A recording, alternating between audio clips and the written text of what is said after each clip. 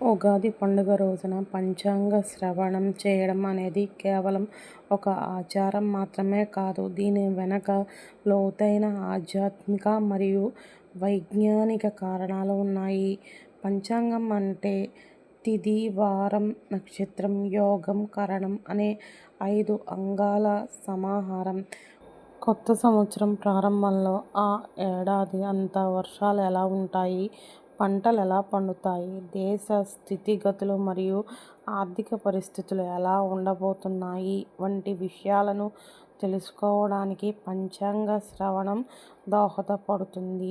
రాశి ఫలాల ద్వారా తమ వ్యక్తిగత జీవితంలో ఎదురయ్యే ఆదాయ వ్యయాలు, రాజపూజ్యం, అవమానాలు వంటి అంశాలను తెలుసుకొని దానికి అనుగుణంగా జాగ్రత్తలు తీసుకోవడానికి ఇది ఉపయోగపడుతుంది. శాస్త్ర ప్రకారం పంచాంగ శ్రవణం చేయడం వల్ల విశేషమైన పుణ్యం లభిస్తుందని నమ్ముతారు.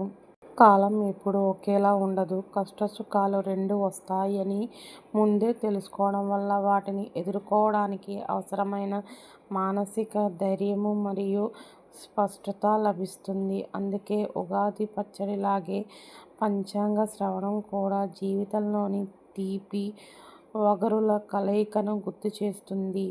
తెలుగు సాంప్రదాయం ప్రకారం ఈ రోజున పండితుల ద్వారా పంచాంగం వినడం ఒక శుభప్రదమైన చర్యగా భావిస్తారు.